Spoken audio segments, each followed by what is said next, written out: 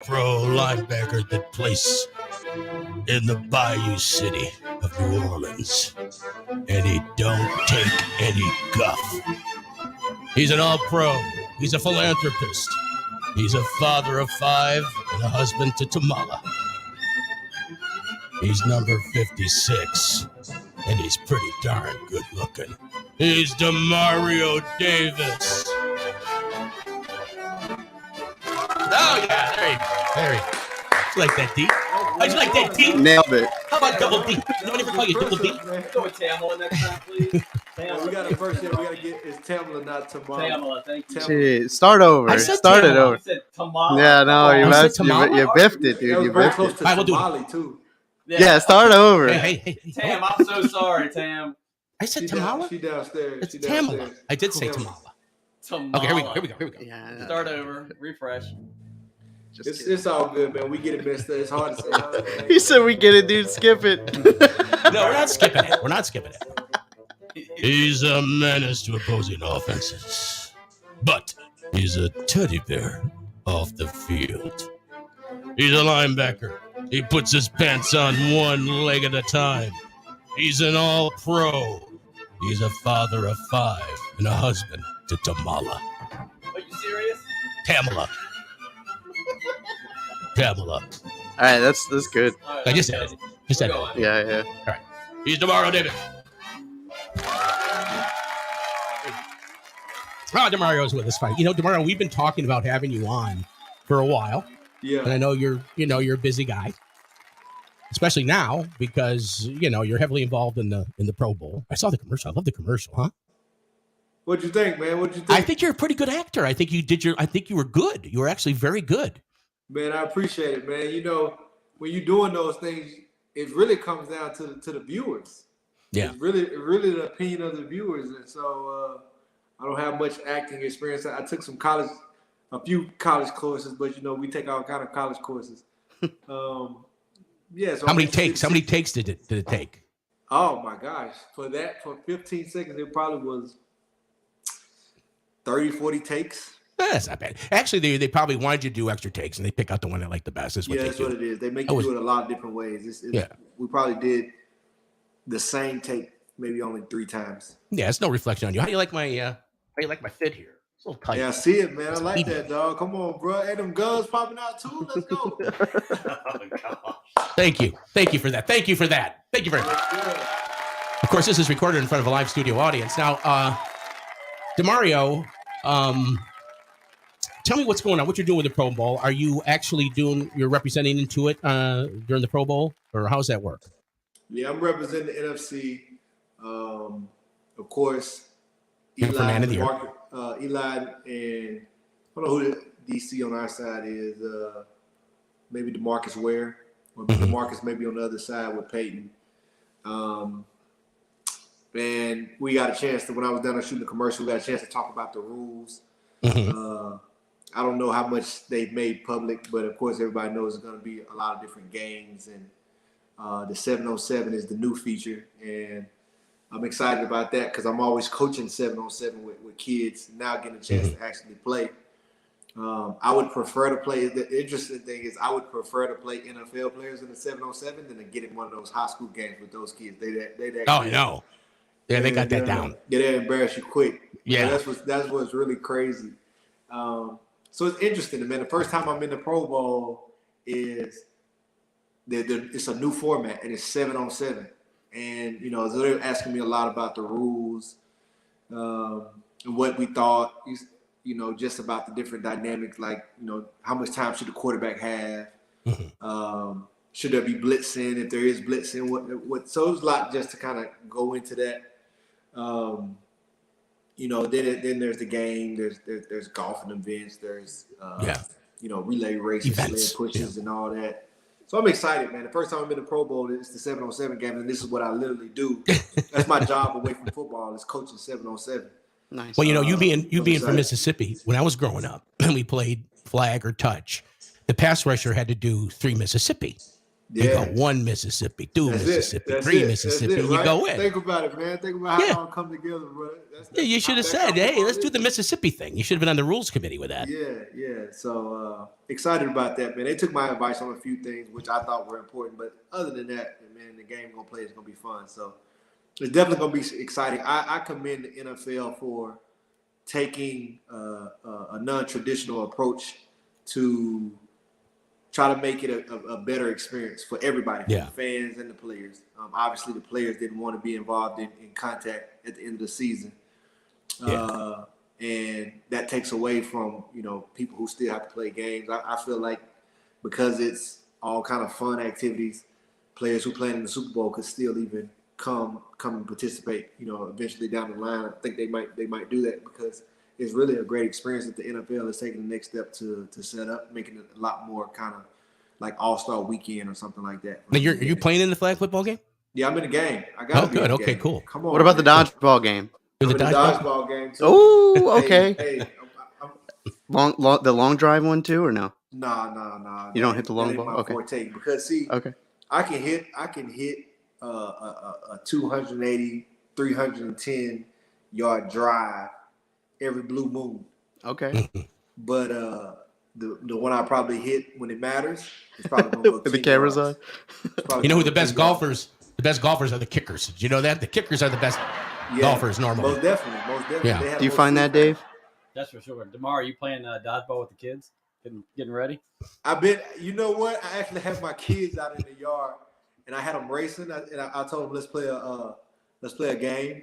Try to make it. It was called Gauntlet. So I had them running across our backyard and try to miss the balls. And I was just trying to peg them with the balls as they ran. I love it. Working on my aim. They didn't know I was getting ready for dodgeball. They enjoyed it, man. When I first moved to New Orleans, it was right before my 17th birthday. And I grew up in Chicago. And I saw Walter Payton play in person probably a couple dozen times. The first time I saw him play, it was at Wrigley. It wasn't at Wrigley Field, but the first Bears game I went was at Wrigley Field. But so Walter Payton, the Walter Payton Award is the most prestigious award in football, and that's the Man of the Year award. And I think are you a finalist, or how's that going? It's going pretty good. We all have to go down to for NFL honors. Mm-hmm. They're gonna announce the winner, I guess, as it gets closer. Probably let whoever wins know so they can have their speech prepared or whatever. Supposed to be all of us going out on the field at the Super Bowl. I actually vowed that I would never go to the Super Bowl if I wasn't playing in it, and I've always gone down for Super Bowl events, but always left before the game. So this one is going to be I'm grateful to have the award, but it's a little cringy going on the field at the Super Bowl and not actually playing in it. But I'm definitely grateful for the honor. So no one's giving you a little heads up or saying, "Hey, man, I heard nothing." No, I ain't got nothing like that, man. I ain't got nothing. Okay, so there's 32 teams. Everybody's got a rep. So all 32 guys are going. That I don't know if all 32 are going. See, well, so they've eliminated some people then. Hey, that's outside my range, man. I'm just doing my part to stay in line. I know, brother. I know. Let's get to the good stuff. Okay, Devoted Dream Foundation is your foundation, and you started that when you were with the Jets when you started that, or you did that when you got here? Yeah, I started that with the Jets. So man, it's so interesting. And before I go to that, I do want to hit on that Walter Payton piece. Man, I was on the phone with them earlier. We had a phone call for Man of the Year. And it really hit me that we are celebrating a life. Like, this trophy is named after Walter Payton. Yep. It was the life that he lived. And being on the phone with his family, it was just really great to, man. And it's really, it's such a prestigious award. And that's reflective of the individuals that have gotten the Walter Payton Award. Like, if they were just giving it out to anybody and the people who got the Walter Payton Man of the Year wasn't reflecting anything in society. So that torch has really been passed down the right way. Absolutely. Yeah. So it just really brought like how important that is and what that really means to be in that conversation. You come in, you kind of like, man, that'd be a good award to win one day, to be recognized as the Man of the Year. But to actually have that on you is like, that comes with a huge responsibility. And that's very important. So it was just cool. But it's a cool trophy too. That's a cool trophy. Yeah. And then it is. Devoted Dreamers. So we started Devoted Dreamers back in 2013. It was after our rookie season. We just wanted to do something for kids back in our hometown. All players were like going back then doing like the football camp thing, and we was like, no, we're not just going down and do a football camp because these kids, they have talent. That's the easy part. It's really the life skill stuff. So we wanted to do something that was more in depth and that included school. So we introduced a Devoted Dreamers Academy, and it was character building, it was educational, and it was the athletics. And that was the first thing that we did. It was a 7-week summer camp, and we just had kids come every Friday for 7 weeks, and they had a great time. In the morning, we would do worship and devotion. Then we would do some type of character trait for the day, whether it was teamwork, leadership, honesty, integrity, something like that. Then they would go in their classrooms. They would do reading comprehension. So we would help them read their summer reading books. Financial literacy was the math component. They'd eat lunch, and then we just let them play for the rest of the day. So, man, just a great way to start in Mississippi, and really started to pour into kids. That program went for about 5 years, and man, to really see, close to 300, 400 kids come through that program and go off and have success. And then about 5 years ago, that's when we phased over to the Devoted Dreamers. That summer camp still ran, but we just supported. My team isn't on the ground with it.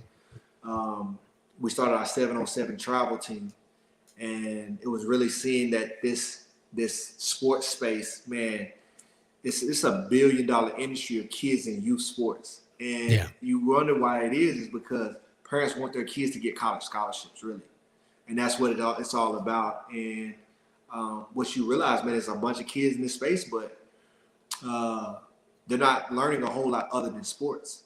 Mm-hmm. And what you got to realize is, man, all these kids in this space, man, 10% of them are going to make it in sports. So what's happening to the other 90%?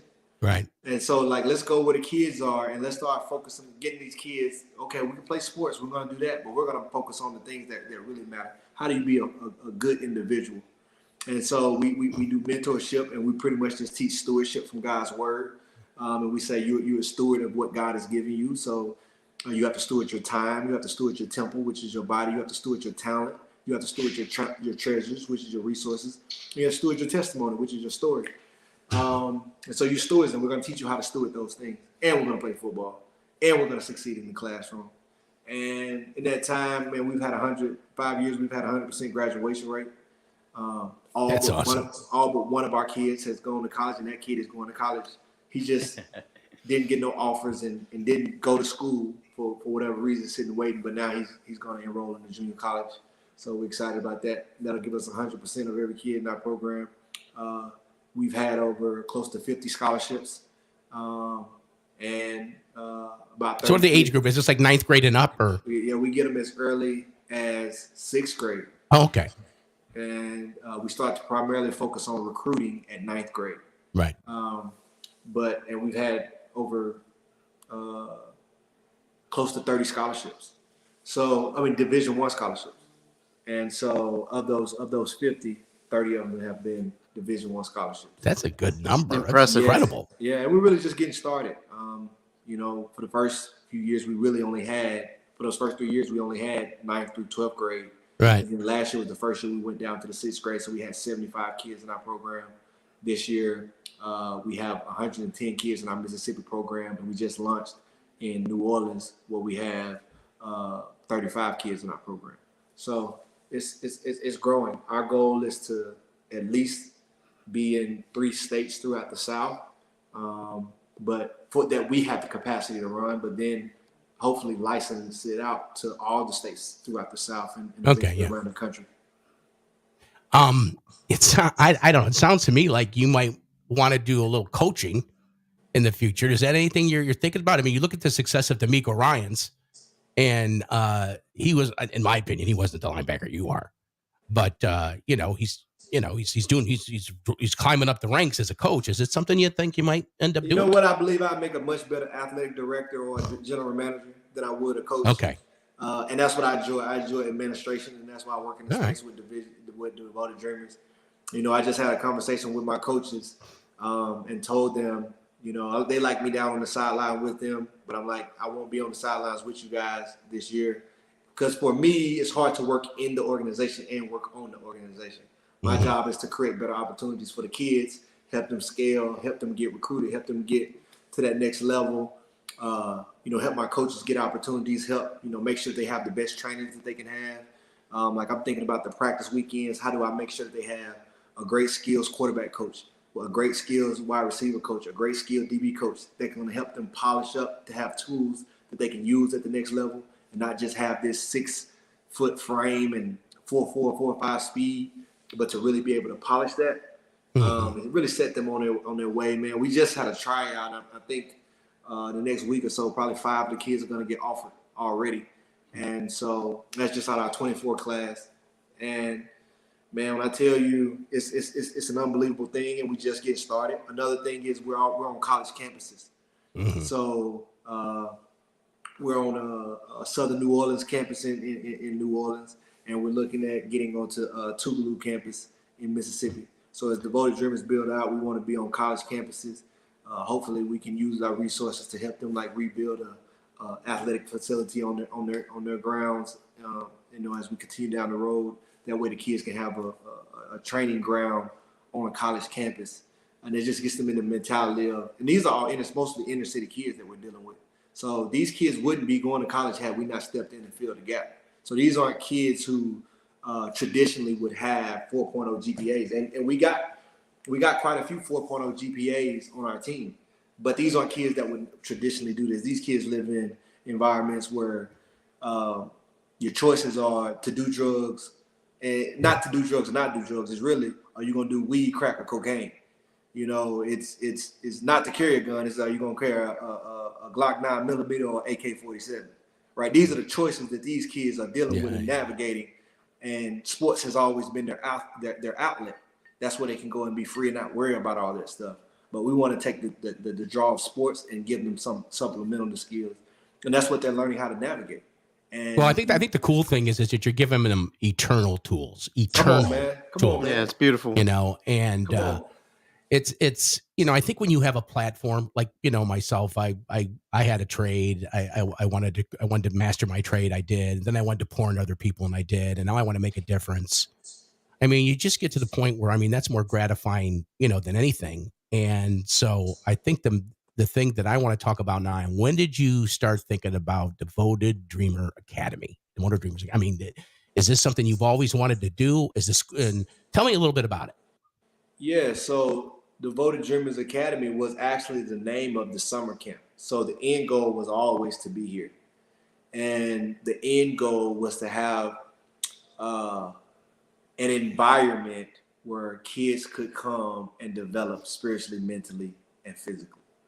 That was always the dream. And to go from a summer camp to where we are now, the after school program, meaning we get to be with them 3 days a week plus weekends, and then to go towards a full school where we're going to be able to have them every day of the week for those most crucial 8 hours, was always the dream. And it's because kids need we all know that the children are our future, but what are we investing into them? And you look at, you know, modern day school is a one size fit all model. This is where the kids are spending most of the time, and you're being told if you come in and do well on tests, you know, you are the best of this school, and that's who go out and get the academic scholarships, right? Or you're told, you know, sports is a way to make it out, and that's where you see this being not interested in sports. But you got rise to 10%. Now you got to chop. What about the rest? So we're losing 50% of our kids in school, you know, those 8 hours, and then in the sports we're losing 90% of the kids. And so it's like I just want to go where they are, but then let's take the time to pour into them, right? Because the word says you pour in a child, teach a child in the way that they should go, and when they're old, they won't depart from it. Well, if we want to have greater leaders tomorrow, we got to have greater investment now. And you're going to see that return, you know, much later. I am a product of what was poured into me. Now, I went through my rough years. I was expelled from school. I almost lost my life. I went to jail. But once I came to Christ, what was huge was not only did the Holy Spirit come awake in my life, but all the years of what people poured into me positively started to come out. And that's what cool. I believe will happen with the same youth. And so that's all the academy does. That was always the goal in Mississippi. Just New Orleans, we had the resources to do it. And with the notoriety of the Saints, with the support of the Saints, with the support of some great strategic partners, we were able to move towards launching a school. So that's always been the goal since the beginning, and the goal is to pop these up all throughout the South. Well, the most important thing is that they put their hope and faith not just in their giftings, but in what Christ did for them. Amen. That's the most important thing. And I know this, I know this about me. God didn't just save me; He freaking rescued me. Man, come on! He rescued me. Come on! I was like a guy in a lifeboat that got a helicopter took me out of the water. It was that serious. And I think that, the pouring into is, I think that the thing that you're really interested in. Well, the goal is, like football or sports is my Trojan horse. The academics is hey, we're going to do something a little more than football. But the end goal and what the real opportunity is to plant the seed of Jesus Christ into their hearts. That's the goal. It's discipleship. And so when you look at our 5 T's, the first thing that we're teaching is what you have, you don't own. You are stewarding it. You are stewarding it. And who are you stewarding it for? You're stewarding it for the master. It belongs to God. And so God wants you, firstly, He gave everybody different capacities of these, but He gave everybody these 5. And so you start with your time. God gave you time. He wants you to use that time wisely. That's what the word says, be wise with your time because the days are evil. So every part of your day, use that. Your temple. Your body don't belong to you. It belongs to God. It is a temple for God. God dwells in you. And so that means you need to take care of the house that the Lord lives in. You need to make sure that thing is clean. Your talents and gifts. Every talent and gift that God used you, He gave you to use to build up the kingdom of God. So my leadership, my encouragement ability, my pushing people to dream, that begins with me. I live that out for myself. God gave me that, and I use it for His glory. It goes to my home, to my kids, and my wife, then my kids. It goes to my church. It goes to the community, and then it goes to the nation. And why is it in that order? Because that's the alignment that God has called for. Right. And then the same with your treasure. Your treasures, that's used to build up the kingdom of God. God He blessed you with these treasures. Like, of course, everything ain't no secret. Everybody in the NFL is blessed tremendously with resources. So with a ton of not just money, but all these other things that come in form of resources. But what did God give that for you? He didn't give it to me just to use for me and my family. He gave me to use to bless other people. So the first 6 years of Devoted Dreamers was all self-funded by me and my wife. And we weren't even going looking for fundraising. It wasn't that we couldn't, but there was not to say there was no need to do it, but we could. And it was kind of being selfish and saying, man, I want those eternal rewards for us. We're going to do our part. We want those eternal rewards. We ain't storing these treasures up on earth. And so, whatever treasure that you have, whatever resource you have, you use it for the kingdom of God, no matter what capacity. The Bible talks about the woman who put 3 copper coins in there, and she gave more than everybody else in the room. Then, your testimony, which is God's story. And that's what I lead from. Devoted Dreamers was built from my story. The type of kids that we're impacting is the type of kid that I was before I was radically transformed by the gospel of Jesus Christ. And so the goal is to get these kids in there.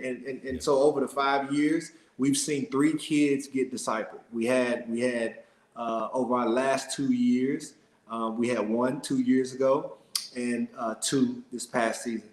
It's growing. And then we had, those are the ones that got baptized. They were willing to step out amongst their peers and get baptized. But we've had several professionals of faith, but we don't just take them lightly. And it's a lot of pressure because that says a lot when a high school kid in the midst of his peers in this type of environment are willing to get up and go and get baptized in front of a bunch of their peers.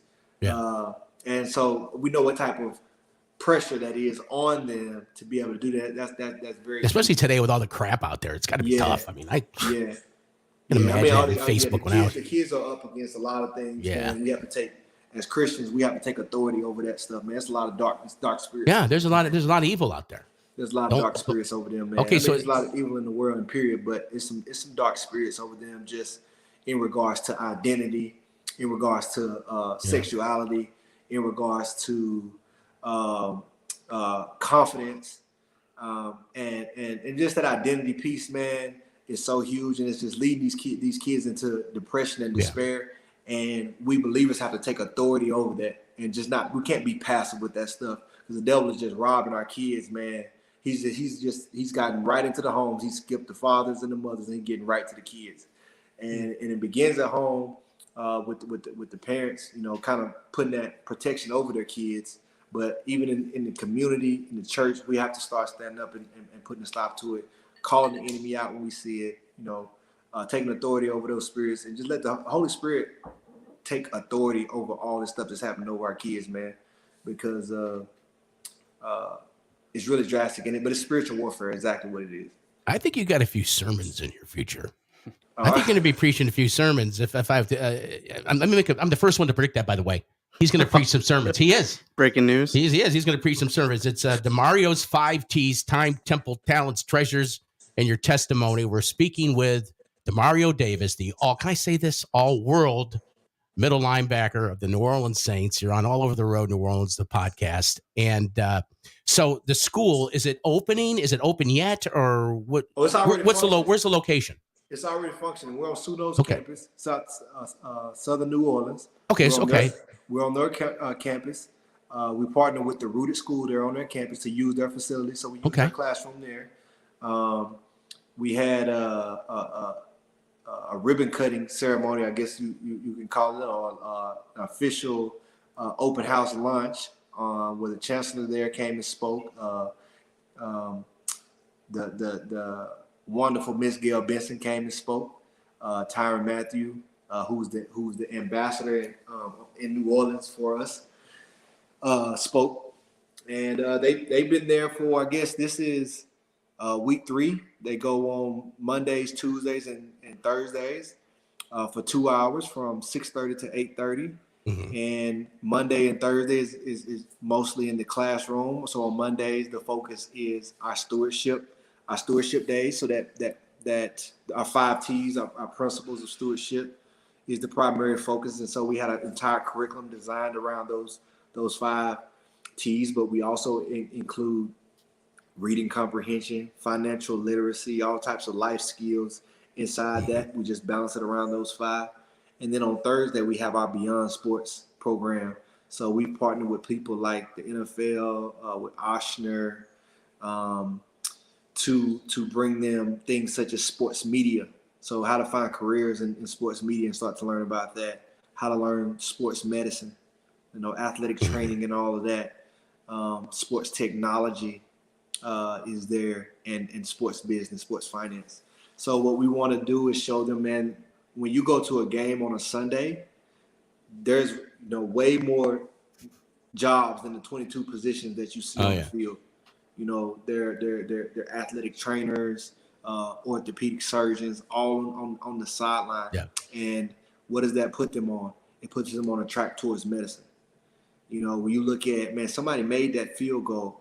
Somebody made those cleats and uniforms and shoulder pads and helmets and tested that. So the sports tech, field, well, that puts them on the track for engineering.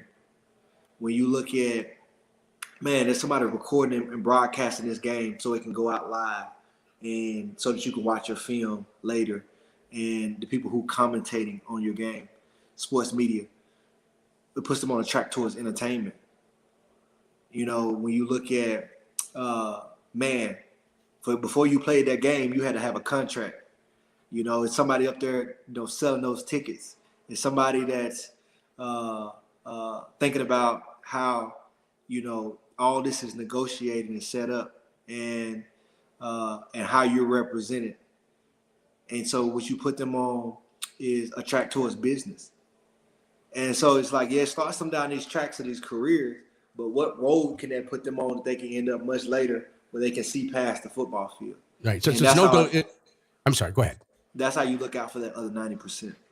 Okay, so there's no tuition. It's all people make donations, right, and support the school financially. Is that how that works? No.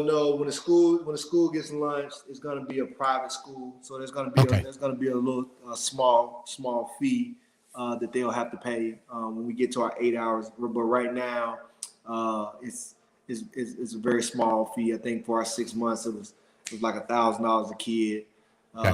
For the 6 month program, they come in for 18, 19 weeks, and then we still scholarshiped all the kids. So it was no kid that we selected. Right. We had an evaluation, because to get into our program, any kid just can't get into our program.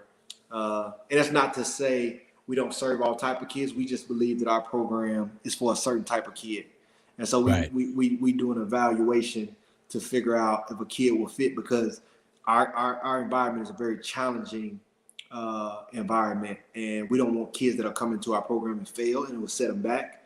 Not because we won't work with them, but it's very challenging, and you can have a lot of disappointments. Because when you come into our program, just because you're part of our program don't mean you're gonna play. Yeah. Right. And there's gonna be people that you're gonna want to go this way. We're gonna say, hey, you're going that way, because we've seen this story play out. Stuff like that. Right. That's not for everybody. And we want to protect the kids who are doing well in the environment, so we have to be careful who we bring in. But we also want to bring kids in who have the ability to succeed. We do believe that there's a road for everybody.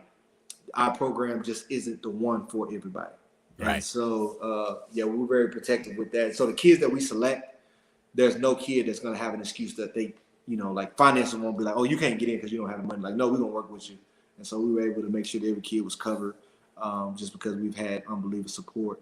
One of our biggest partners is Stand Together. I want to make sure I shout them out. Man, they've just been phenomenal. Not just from a financial partner, but the services and the support. I mean, I don't know nothing about this stuff. I just care about kids.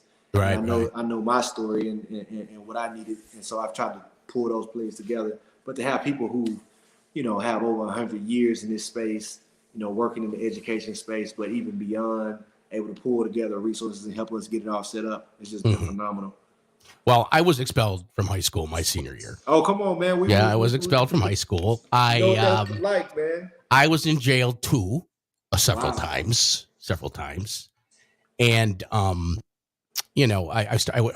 been, looking into some of your endeavors and everything. Anything that you're doing, we here at the show, at the podcast, we'd like to get behind it. So please, let us know things that we can get involved in. If we can come to an event, or if there's anything you need, we want to get involved in it, because I think that this is something that, for instance, I'm involved with something that's called One Heart NOLA, that deals with kids that are in the foster system and they age out.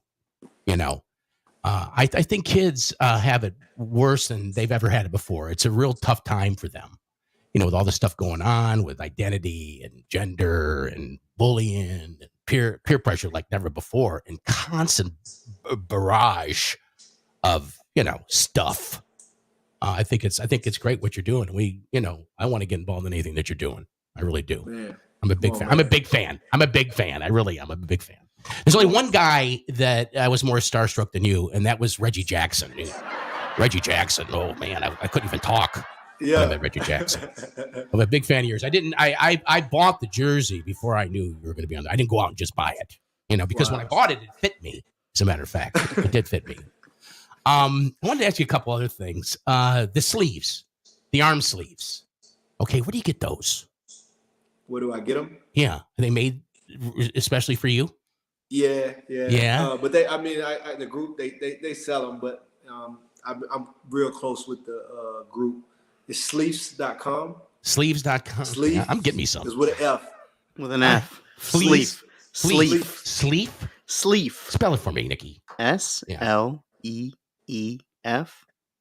Sleeve.com. Sleeve. Can you use it in a sentence? Yeah. S.com. FS.com, man. I don't dare. Yeah, so that group has been good, man. They do the armband.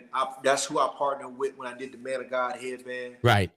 They've been phenomenal. I encourage. They make great stuff. I've always had swag on the field, even going back to high school. I just love to get dressed up like a creative player when I was playing. the first thing you realize when you get to the NFL, man, they take a lot of your creativity away. Yeah. And except the shoes, man, they let you wear the shoes 1 month or so, 1 week. But Is it but, 1 week? but I learned they find the right shoe game, and then the sleeve was man, that was the one, and that's been a game changer. I like it because it's like a tribal tattoo. I don't have a lot of tattoos, or I have no tattoos, and so it's just kind of like that tribal tattoo. Like if I did have a tattoo, I would probably get an arm sleeve on both arms, and so that's kind of like my little sleeve that I really rock. And they good too, man. I'm getting they sponsor my travel team, and man, they just did 115 uniforms for us, no charge, and they great. They phenomenal, bro. Now, do you ever after a game go home and let's like record it and you watch it? You ever watch the game? You know what? I never watch any of my games. I've probably only seen maybe 2 minutes total of my entire career on game, on replay. So I just not that I'm consciously not watching it. It's just I never have. And so those 2 minutes was maybe a moment that somebody was showing me of them showing something that happened in the game, but I've never rewatched the game. Do you watch Monday Night Football? A little bit. I'm not a huge. I love the game of football, but I'm not a huge football fan. Okay. I love the game of football because of what it teaches about life. So I love it on all levels. Absolutely. I love it all the way down to the pee-wees. I love it at the high school, especially. I think that's probably what I like the most. I coached high school football for 3 years. Oh wow! I did. Yeah, it was a DC. It was DC in Houston. Game. Yeah, it's just awesome. Yeah. It's just awesome. Dope. It's a lot of work. It's a How lot of work. Was y'all nice? Was y'all good? Yeah, we were good. It wasn't until after I left that they won a state championship, but we were pretty good. Hey, you set the stage for that. That was DC. Yeah, absolutely. You set the stage for that. Absolutely. Well, but that kind of ruined my next question. I was going to ask you who your favorite announcer was. The announcers. My favorite announcer, I don't think it'll ever be one like him, John Madden. Oh, yeah. Yeah, I mean, just because I'm a huge Madden fan, and I've been on that since I was a little kid. Yeah. His voice just transcends. And I was a Little Giants, the movie fan. So when he came on the Little Giants, that's one of your first heroes, man. You're like, man, who is this large human being? So I don't think there'll ever be an announcer on that level. Yeah, it's like a grunt offensive lineman announcing the game. It's like your grittiest offensive lineman, and he's announcing the game. That's what John Madden was. Yeah. But John Madden, my dad introduced John Madden to the turducken. Really? Yeah. Yeah. If you go to the Gourmet Butcher Block in Bell Chase there's a picture on the wall. It's got my dad's picture and John Madden and Glenn, what's his name? Mistich? The guy. Yeah, I don't know the guy. Guy's so good to me. I can't think. It's terrible. It's a senior moment. But anyway. That's elite, man. That's dope. Yeah. Okay, I'm going to play one more game with you. We're Demario Davis, the all-world linebacker for the Saints. Here's a game. I'm going to play a little thing. Let's go back to 3 seasons. 3 seasons, okay?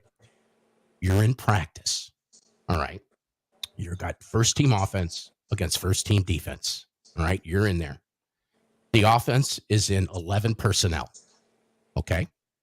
And you're responsible for the seam. You're responsible 5 yards off the ball, all the way to the goal line. Of course, Dick Butkus could have never done that. The game has changed. Dick Butkus couldn't have played that position the way they play it now. Yeah, and Josh Hill's lined up. Okay? And Josh is going to work the seam in practice. And it's your job to cover. Did Josh ever give you a hard time? Or was he pretty easy to cover? First of all, Josh is a good friend of mine. I love Josh. He's like a son to me. Yeah. But I can see you and Josh in practice. Josh is trying to work the seam. You didn't let him catch any balls, did you? Tell everybody what 11 personnel is. Well, when you come out of 11 personnel, it just means one tight end on the field. One tight end and one running back. Yeah. So if Josh is on the field, I'm not playing him for the pass. I'm probably thinking it's a run play. He's a very good run blocker. So I'm assuming that they finna try to hand the ball off. Well, that's a fine how do you do. That's a fine how do you do, Demario. So you think Josh is in the game, they're going to run the ball. That's what I'm assuming. He caught some passes. Because they got Jared Cook over there, and I think the numbers would prove he's right. Yeah, they got Jared Cook over there, if I'm not mistaken. He's still there. Then they already don't give a lot of plays to the tight end. So if they're trying to throw it to the tight end, they're gonna put him in. So did Josh ever block you? Yeah, I'm sure we had to run into each other a few times. Yeah. How was that? That's how I know he's a good run blocker. He's a great guy. Got a wonderful family. He's phenomenal, man. Our kids do jiu-jitsu at the same place, and so we always see each other in passing. Man, just great human being. Him and his wife, his family, man. Well, I have one wish, and the one wish is that you're on the team for the rest of your career. And I know there's a lot that has to happen for you to do that, and that's none of my business. But I would love to see you. You know, there were some great linebackers that played here. The first one you probably never heard of was Joe Fettersfield. Ever heard of him? Mm-mm. Joe Fettersfield. Google him. Joe Fettersfield. He was, of course, Sam Mills, but Sam Mills was a little different than your game. It was a different game. Vilma. Yep. Okay, but I think you're better than Vilma. So I think you're the best middle linebacker we've ever had. And, you know, they're real stingy about the names they put over the ring of honor. You notice that? Yeah. There's a bunch of guys that should be up there. Morton Anderson should be up there. Tommy Myers. Sure. You remember Tommy Myers out of Syracuse? The safety. He should be up there. There's a bunch of guys that should be up there, and hopefully you'll be up there too. And hopefully you'll be hanging around. Okay. And look, this has been a long time coming. I appreciate you being on with us. I got one more thing to do. If you want to stick around, you can. If you can't, if you don't, you just click the button and you're off. All right, okay? Bet it up, man. Y'all guys be blessed. God bless you, buddy. Demario Davis, ladies and gentlemen, who is he's just a great guy. He's a great guy. He gets it. And it's just been, let's pop. David, are you there? I'm here. Yeah, of course. You remember David for being on the show right after Ida, when we were talking about putting the coccyx on people.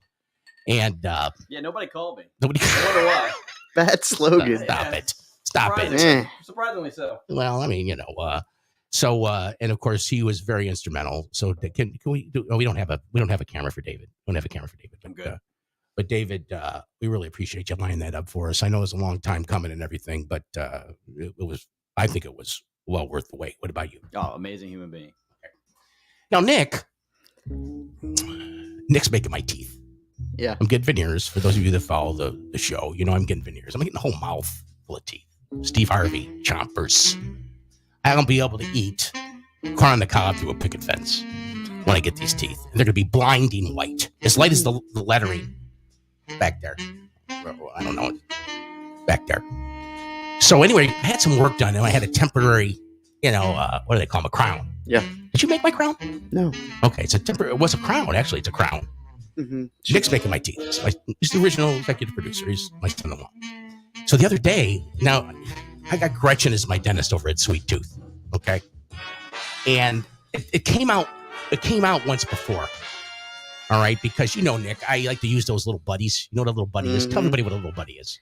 It's one of those little flossers that's got the toothpick on the end, and then sometimes it's got the double floss, or at least a single floss. It's mint flavor, wax coated floss. Quite the explanation. Yeah. Well, he knows. I call them little buddies. They're light green. You'll find them on the ground any place that Vic has been. That's it. Especially where I park my truck. You'll see them. You'll see stray ones. My grandson's picking up all the time. I go, no, put that down. If I'm anywhere and I see one, I'm like, Vic was probably just here. And I should leave. I'll use one for a week. I will. Really? Oh yeah. The same one? If I like it. Oh, the whole mouth? If it feels good. Yeah. So she's telling me, Vic, you can't use the little buddies. And she's already calling them little buddies too, my dentist. She goes, you can't use a little. She talks my lingo. She goes, you cannot use a little buddies. You got to use real floss and pull it through. Don't yank down. Pull it through. Huh. I'm trying this crap. It ain't working. How do you get it through in the beginning? You get it up and in, but you don't pull down. You pull through. Okay. Yeah. I see what she's Whenever saying. you get your teeth cleaned by a real dentist, they don't jerk down. They pull through. Yeah. Yeah. They pull through. So I made my linguine and clam sauce the other night. Martha makes linguine and clam sauce. I love it. You run into a shell? What did you do? No. The little clams. Clams are like little oysters. They get caught in my teeth. So I got this stubborn piece that's caught up there. I think I get this thing. It's driving me nuts. So I'm in there. I'm digging. I yank down, and it pops off again. Oof. So I go, oh my God, now I got to call Gretchen and tell her I did it again and get reamed for that. But you know what the weird thing was? Did she stick you with the bill every time? No, she's cool. Okay. She's cool. I was going to say, that's pretty cool. The big bill's going to be off? the crown. He's got like a temporary. Sorry. Temporary. Yeah. That part. Keep going. So it pops off. I sent her a picture of it. I'm looking at the picture, and the thing is disgusting. It's gotten brown already. Oh, I just God. get to get brown. Oh, what am I God. doing back there? Steak and What the stuff. heck is going on back there? Oh, you got You some know. gaps. So immediately when that happens, I'm not thinking about letting Gretchen know. The first thing I'm thinking is this. I have to make some pudding. Okay? Because when you have teeth problems, anytime I've had something with my mouth, I love to eat pudding, chocolate pudding. And I don't like the instant. I like the stuff, the real pudding that gets a skin. You know what I mean? You make it, you put it in the fridge. You don't get that little skin on top, David? No. You never heard of the skin? No, I don't want to eat anything skin besides maybe. It's like when you make like a gumbo and it's got It's like got a skin. layer. It's got a skin. like a little sticky thing. Yeah, on it the top. pops. You go in there, Yeah, it's like a pops. scabby Yeah, little. pops. And it's a skin. And Scabby so immediately- sounds great. Scabby. immediately I'm thinking, now look, I need some pudding. And I want the Uh-huh. real pudding. So instead of using milk, I used half and half. The whole thing. 3 Not cups of bad. half and half. It's a lot. Yeah. High calorie. Jeez, And well, I've never that's made it gluten-free. before. Listen, I've never made Uh-huh. it before. So I'm making it. And you know what the cool thing? Have you ever made pudding like that before? I've never made pudding. It's amazing. If you ever taste Is it pudding or pudding? It's pudding, you schmuck. Okay. It's I've pudding. never heard anybody make pudding, actually. Huh? What'd you say? I'm used to the ones in the little cup. pull the No, top that off. sucks. That's not real pudding. That's bad pudding. What did Mario say about the temple? The temple, the 5 You're teeth. eating pudding. That's not Well, good it's for your good temple at pudding. all. It's a good. Or your teeth. So anyway, Or I you made, called her years. Tamala twice. No, he said Tamala. Tamala. It was Tamala, It huh? is Tamala. Jeez, dude. Tamala. well, Gail Benson did the same thing. So there. I know. There you go. Yeah, you're not. Me and Gail Benson. You are not Gail Benson. I know I'm not Gail Benson, obviously. it's so funny. But the thing about making the pudding is this is the coolest thing. What you do is you put the milk over medium heat and you pour in the stuff Mm-hmm. and then you just keep stirring it. Like you're making a roux. Now listen. Uh-huh. You keep stirring Like it a roux. and stirring it and stirring it until it comes to a boil and it gets thicker and thicker and thicker and Mhm. thicker. Like a It's amazing. It's absolutely, I mean, by the time it's like, Does it change color at all? Or no, it's just no, chocolate? no, Yeah, no. It's just chocolate. just brown. And man, let me tell you something. That pudding is darn good. Never heard of this. It's the first time ever. And that is the rest of that story, ladies and gentlemen. All right. All right. I'd like to give a special shout out to our 0 listeners right now. Thank you for Oh, sticking around Seriously? and watching the show. Oh, come on, you liar. You freaking liar. And a major thank you to Demario Davis and his wife. Tamala. There you go, dude. Tamala. Good job. Wow, what a great guy, Demario Davis. And hopefully we can get involved in some things. If he's got an event coming up, we'd like to be They're always involved in looking these for things. mentors. Yeah. Love to do it. Love to do it. Thank you, Nicholas. It's great to have you. Man, this is awesome. Thanks for Nice to coming. be here. David, thank you too. Let's do it tomorrow night, too. Yeah. Oh, coming up on the next show, we are going to have an actual CIA agent on to tell us some CIA stories. What do you think of that? Yeah. Is a current CIA agent? Oh, we're going to be okay. protecting his I think name. I know We're what gonna be you're protecting talking his name. about. No, you don't know what I'm talking about. I just got a feeling. Yeah, that's the next. I know a guy. You know a guy too. I You know a guy. I know that you know that I know that you know that I know. You that know a guy I know. That I know that you know. All over the Road is recorded in front of live show. I'll take another drink. I'll take another drink.